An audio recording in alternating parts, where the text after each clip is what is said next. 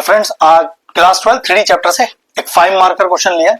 काफी इंपॉर्टेंट है, पेपर में पूरा चांस है वाला क्वेश्चन आने का। चलो देखते हैं कि find the image of a point whose position vector. अब पोजीशन वेक्टर की फॉर्म में, लेकिन मैं इसे पॉइंट की तरह यूज कर लूंगा। 2 - 1 5 इन द लाइन की क्वेश्चन गिवन है मुझे। देखो जरा, वो कह रहा है कि एक पॉइंट जिसके पोजीशन वेक्टर दिए हैं, लेकिन मैं पोजीशन वेक्टर की तरह नहीं, मैं पॉइंट की तरह यूज करूंगा इसे। 2 - 1 और 5, इसको ए पॉइंट मान लेते हैं जिसके कोऑर्डिनेट मेरे पास आ गए। इस ए पॉइंट का मुझे इमेज निकालना है अलोंग द लाइन। मान लेता हूं इसकी इमेज क्या है बी, और जिसके कोऑर्डिनेट में क्या मान लेता हूं पी क्यू आर। तो मेरे हिसाब से क्वेश्चन में ये पूछा है कि भाई बी के कोऑर्डिनेट निकाल दो, पी क्यू आर का वैल्यू निकाल दो। ठीक है, और इसको अगर मैं सी डी मान लूं तो सी डी लाइन की मुझे इक्वेशन गिवन है, और इस पॉइंट को मान लेता हूं ई। अब देखो क्वेश्चन में कुछ एल्गोरिथम्स हैं, कैसे स्टार्ट करेंगे और अपने फाइनल आंसर तक कैसे पहुंचेंगे। अगर आपको इस ए पॉइंट का इमेज चाहिए जो एक्चुअल में बी है, जिसकी कोऑर्डिनेट पी क्यू आर है, तो दो यूनिवर्सल ट्रुथ आपको पता होने चाहिए, जिस ट्रुथ का मैं आगे इस्तेमाल करने वाला हूं। पहले तो ये कि ये जो ए ई है, ध्यान रखना, ए बी ए ई बोलो या ए बी बोलो एक ही बात है, ये परपेंडिकुलर होगा सी डी के। ध्यान रखना इस बात का, ठीक है। और दूसरा चीज कि जो ई है ये मिड पॉइंट होगा हमेशा ए बी का, mid point of A B. अगर ये दो बातें आपको पता है तो फिर इस क्वेश्चन को करने में आपको काफी आसानी होने वाली है। थोड़ी देर के लिए इस ए बी लाइन को भूल जाइए, शुरू में इसका कोई भी काम नहीं है। ठीक है, अब सबसे पहले मानो कि मुझे यहां पर ई के कोऑर्डिनेट चाहिए। हमेशा ध्यान रखना, मुझे ई के कोऑर्डिनेट चाहिए, और वो भी क्यों चाहिए वो भी देख लीजिए। चेक करो, क्या ए ई परपेंडिकुलर है सी डी के। तो मैंने आपसे कहा ना, यूनिवर्सल ट्रुथ है कि अगर आप इमेज निकाल रहे हो किसी पॉइंट का मिरर के लिए, जो कि एक लाइन की क्वेश्चन से डिनोट की जा रही है, तो ये दो कंडीशन हमेशा आपको पता होनी चाहिए। तो मैंने लिख दिया पहली कंडीशन के ए ई परपेंडिकुलर सी डी। और अगर आपको थोड़ा सा भी नॉलेज है 3D चैप्टर का, तो ध्यान रखो परपेंडिकुलर का फायदा कैसे ले सकते हैं। आपको पहले क्या चाहिए, डी आर चाहिए ए ई के, जो मैं निकाल के दिखाऊंगा। आपको दूसरा क्या चाहिए, डी आर चाहिए सी डी के। मतलब ए ई लाइन पे डी आर निकालिए, सी डी लाइन पे डी आर निकालिए। क्योंकि दोनों परपेंडिकुलर है तो दोनों के डी आर का प्रोडक्ट का सम 0 के बराबर होगा। ये कॉन्सेप्ट है। अब सबसे पहले ए ई के मुझे डी आर चाहिए, जिसके लिए मुझे ए पॉइंट भी चाहिए और ई पॉइंट भी चाहिए। तो भाई क्वेश्चन में ए पॉइंट तो मौजूद है, ई कहां से ढूंढूं।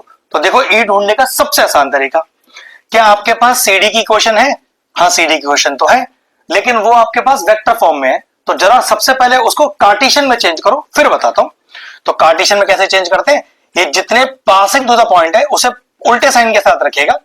तो x माइनस का 11 होल अपॉन इस पोजीशन वेक्टर को as it is equal to y plus 2 upon -4 is equal to z plus 8 whole upon minus का 11।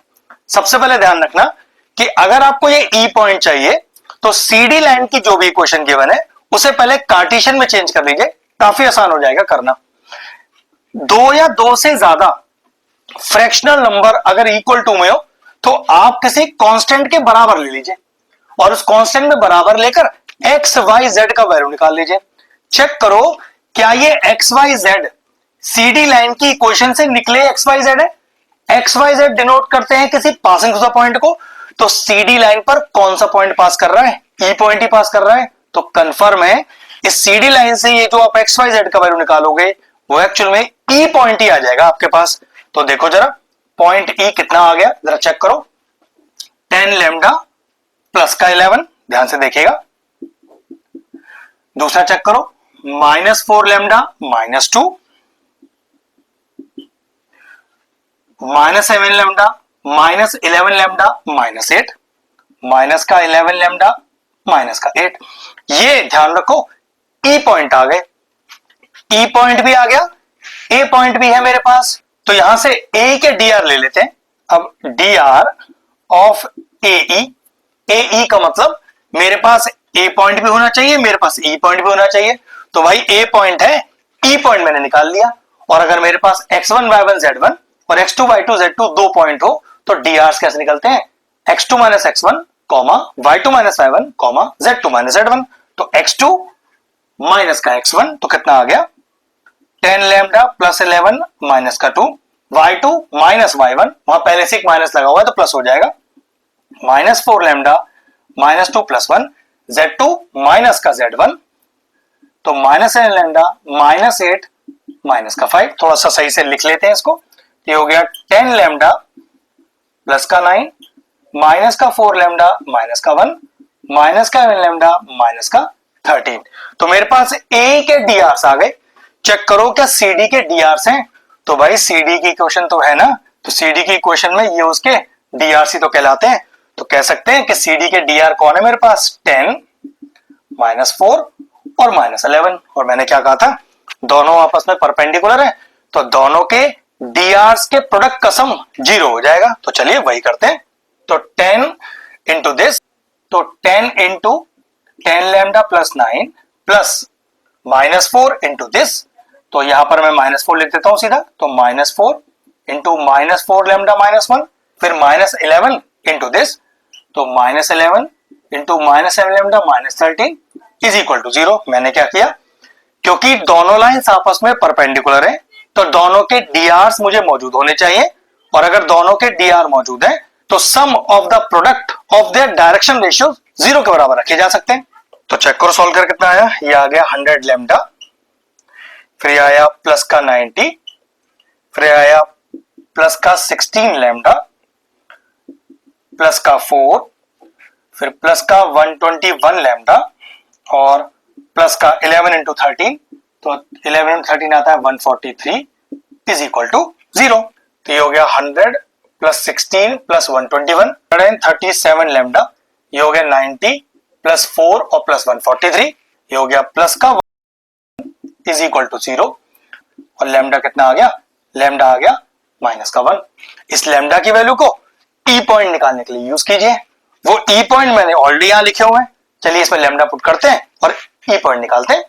तो फिर ई पॉइंट कितने आ गए मेरे पास, डालिए माइनस का 10 प्लस का 11, फिर माइनस ये हो गया प्लस का 4 माइनस का 2 और ये हो गया 11 माइनस का 8।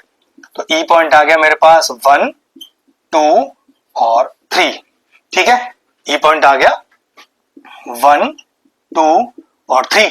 अब क्या इस्तेमाल करना है, अब मुझे अपना दूसरा यूनिवर्सल ट्रुथ इस्तेमाल करना है कि जो ई है वो ए बी का मिड पॉइंट है।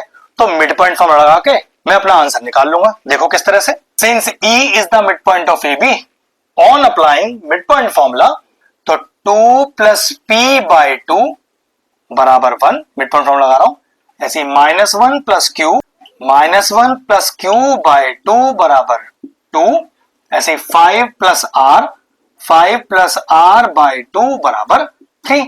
लगा दिया mid point formula, x1 plus x2 by 2, y1 plus y2 by 2, z1 plus z2 by 2। यहां से चेक करो कितना आ गया, तो 2 प्लस p बराबर 2, तो p बराबर 0 आ गया। फिर यहां से आया माइनस 1 प्लस q बराबर 4, तो q बराबर 5, तो 5 प्लस r बराबर 6, तो r बराबर 1। तो what are the coordinates of the image of the point a, 0 5 और 1, 0 5 और 1। ये लीजिए हो गया क्वेश्चन फिनिश। 5 मार्कर क्वेश्चन था। ध्यान रखना सीडी की इक्वेशन गिवन हो और वहां से ई पॉइंट ढूंढना हो तो इसको कार्टेशियन में चेंज करके एक्स वाई जेड का वैल्यू निकाल लेना, वो ई पॉइंट ही आ जाएगा।